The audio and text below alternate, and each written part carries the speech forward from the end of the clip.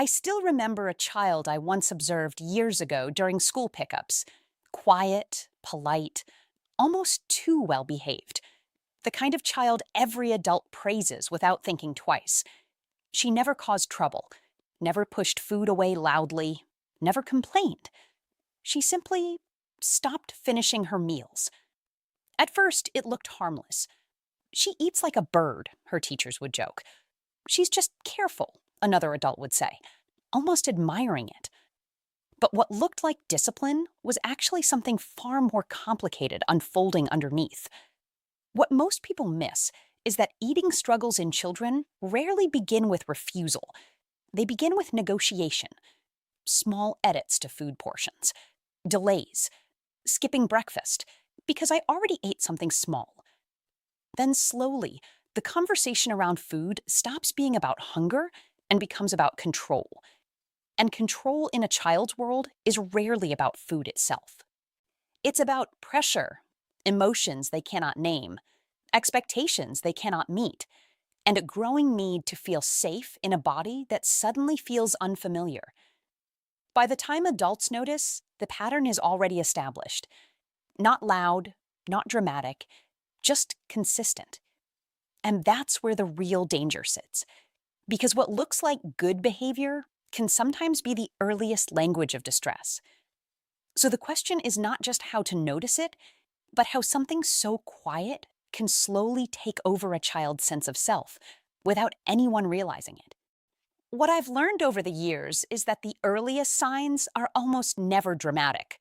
They hide inside routines that look, on the surface, like maturity. A child begins to get careful with food, not in a healthy way, but in a controlled way that feels almost ritualistic. Food gets rearranged on the plate, sometimes into smaller and smaller portions.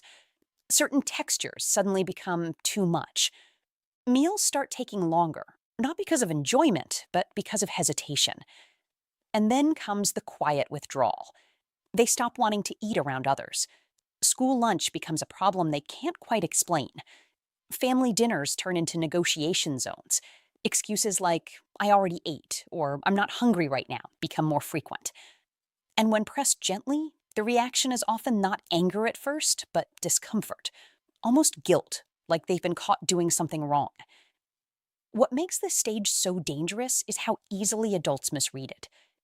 In many homes and schools, these behaviors are actually rewarded. A child who eats less is called disciplined. A child who avoids snacks is praised for being health conscious. Nobody realizes that praise can quietly reinforce a tightening cycle of control. Emotionally, something else is happening underneath.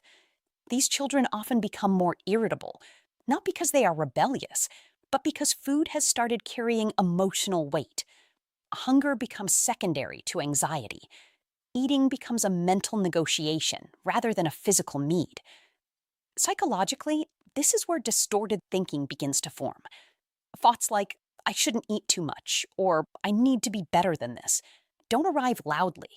They settle in quietly, shaped by comparison, stress, or even harmless comments that were never meant to hurt.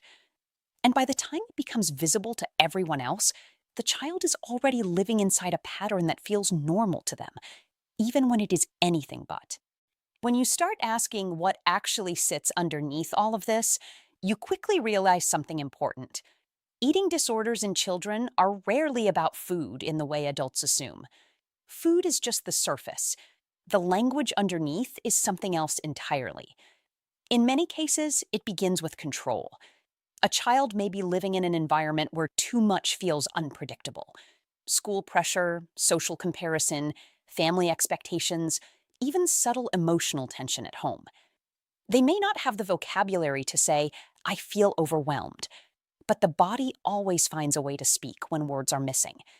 And for some children, food becomes that language. Not because they want attention, and not because they are trying to be difficult, but because controlling food intake creates a temporary sense of order, a predictable rule in a world that feels emotionally messy. Then there is the role of perfectionism. Some children are wired, both temperamentally and socially, to believe they must get things right. That mindset, when paired with body awareness during adolescence, can quietly shift into rigid thinking. If I eat less, I am doing better. If I resist hunger, I am stronger. These are not conscious slogans. They form gradually through experience, comparison, and reinforcement. Social influence adds another layer. Children and teenagers are constantly observing bodies, comments, trends, and silent hierarchies of appearance. Even without direct pressure, repeated exposure to idealized images can distort what normal feels like. The adolescent brain is especially sensitive to external approval, which makes these impressions stick deeper than adults often realize. Family dynamics also matter, but not in a simplistic blame way.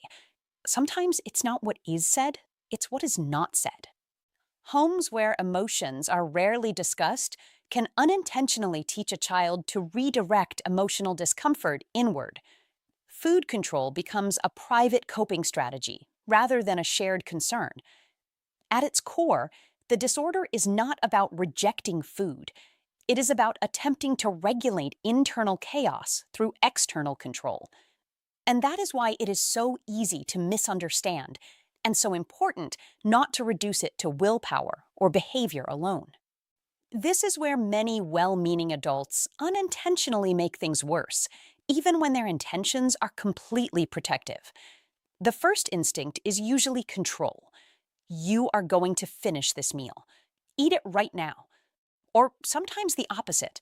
Careful but repeated comments like, "You're getting too thin," or "You need to eat more or you'll fall sick." It sounds responsible. It feels urgent. But to a child already trapped in food-related anxiety, pressure turns the situation into a power struggle. And once food becomes a battlefield, the disorder gets stronger. Another common mistake is emotional labeling. Adults sometimes assume they understand the cause immediately. It's just teenage behavior, or she's trying to be difficult, or even it's for attention.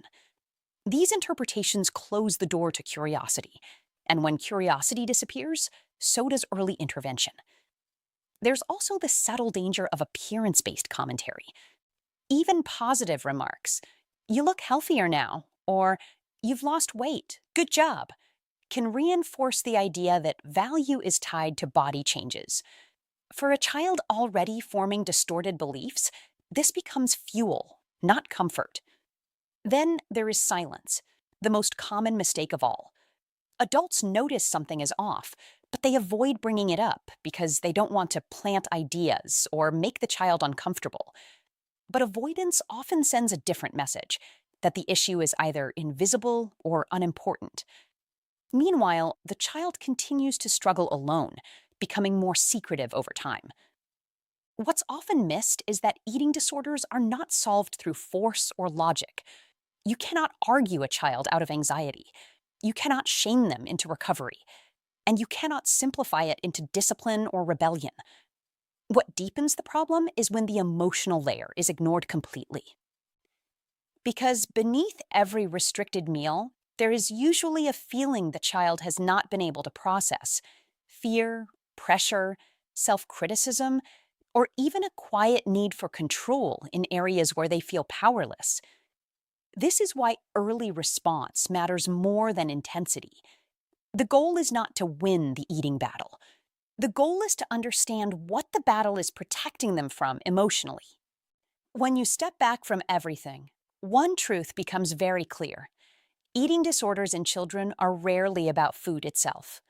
Food is just the stage. The real story is happening underneath, in emotions that were never expressed properly, in pressures that were never named, and in a growing attempt to regain control in a world that feels too loud for a young mind.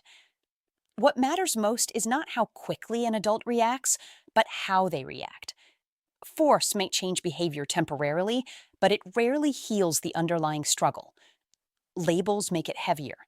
Silence makes it lonelier. Even praise, when misplaced, can quietly reinforce the wrong message. What actually helps is slower, but far more powerful. Paying attention without panic, speaking without accusation, creating space where a child does not feel judged for what they are experiencing. And when needed, bringing in professional support early, not as a last resort, but as part of care. Because recovery is not just about eating normally again. It is about helping a child rebuild trust with their own thoughts, their body, and the people around them.